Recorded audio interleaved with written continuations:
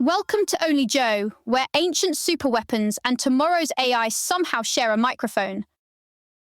A big chunk of this episode is basically one wild question. How are we talking about guided weapons in the Mahabharata, local AI boxes in your house, and virtual girlfriends at CES in the same breath without admitting the timeline has gotten extremely weird? The Mahabharata descriptions of the Brahmastra are hard to ignore because they sound less like a random magic arrow and more like a morally locked superweapon. It's framed almost like an ancient nuclear code situation. Very few people get access, teachers pass it down carefully, and everybody acts like using it would be a catastrophe.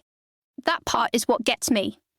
The interesting thing isn't just big boom mythology, it's the idea that immense power should come with restrictions, secrecy, and actual ethical breaks. Then it gets even stranger with these Divyastra weapons that can target specific people or groups, return to the owner, and follow complex formations. That sounds way closer to guided missiles, drones, or semi-autonomous munitions than most people expect from an ancient epic. Whether you treat that as metaphor, myth, or evidence of some deep old conceptual imagination, it is a very modern-feeling way to think about warfare.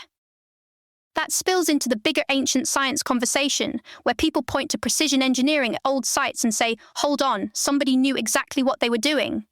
You get millimeter-level alignment claims, massive stone transport, monolithic temples, acoustic design, all the stuff that makes modern people stare at rocks and suddenly become very humble.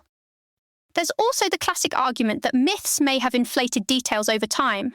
Texts talk about taller figures, archaeology points to more ordinary human heights, so maybe some stories got mythologized while memories of real technical skill stuck around. And then there's Vedic math, which is one of those things people love because it makes arithmetic feel like a magic trick. The example here is multiplying 97 by 96 by splitting digits and getting to the answer with speed that makes standard school math feel like it showed up late and underprepared. Even if you strip away the grandest claims, the core point lands. Ancient India developed sophisticated ways of thinking about number, time, and systems, and people are still arguing over how advanced that intellectual world really was. Same with the Yuga timelines. Some modern gurus say the Kali Yuga ended in the early 1900s, which mostly tells you that humans will reinterpret giant mythic calendars whenever the present moment feels dramatic enough. Now jump from ancient intelligence to modern intelligence, and the big through line is curiosity. The claim is simple and honestly pretty convincing. People who ask better questions tend to build better relationships, make better decisions, and do better financially over time. That's the curiosity premium. It compounds. The depressing part is that our feeds are basically anti-curiosity machines. They don't ask what you genuinely want to learn, they ask what will keep your thumb moving. So instead of opening your world, the algorithm can quietly curve your curiosity into a tiny little hallway of outrage, repetition, and whatever weird thing you clicked on once at 1 a.m. The proposed fix is refreshingly obvious. Build platforms around user-defined interests instead of pure engagement. If I say I care about carpentry, basketball, marine biology, or old temples with suspiciously perfect stone cuts, give me more of that. Don't turn my brain into a slot machine. That matters even more because AI is coming straight for routine knowledge work. The safer human territory looks like creative questioning, interdisciplinary thinking, emotional intelligence, judgment, and the ability to work with AI instead of trying to beat it at being a spreadsheet with opinions. This is the usual industrial revolution pattern. Some jobs go away, new ones appear, and the new ones usually sound fake until suddenly they're hiring.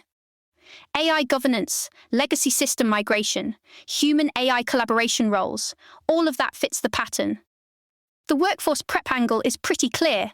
Stop overtraining people for rote procedural work that machines are getting better at and start training them to think, question, synthesize, and adapt.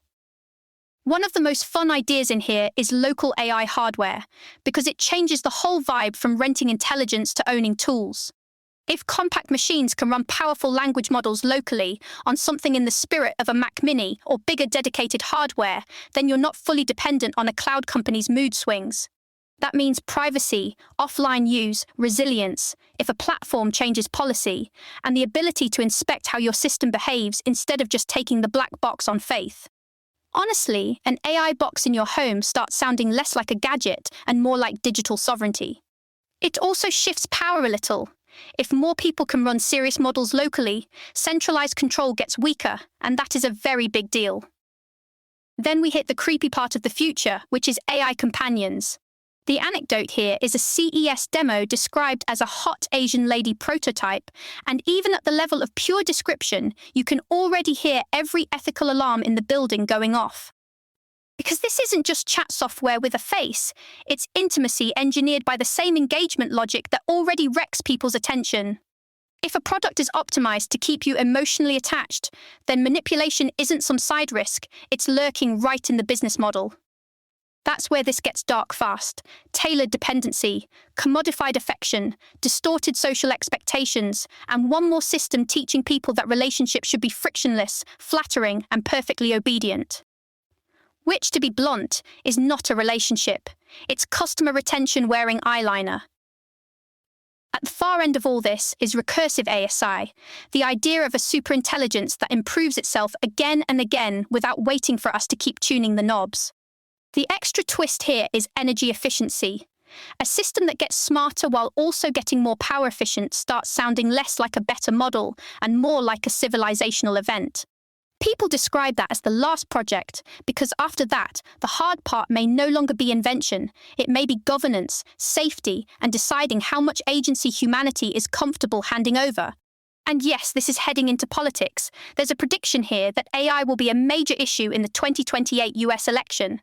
That feels extremely plausible. Once AI is tied to jobs, privacy, security, regulation, and daily life, every candidate is going to need more than a vague statement about innovation and the future. At some point, voters are going to ask a very fair question. Who exactly is steering this thing? That's it for Only Joe. Ancient programmable weapons, curiosity as a survival skill, and AI companions nobody should trust too quickly is a pretty solid tour of the moment. Catch you next time on Only Joe. This episode was generated by Podkey. Create your own at podkey.fm.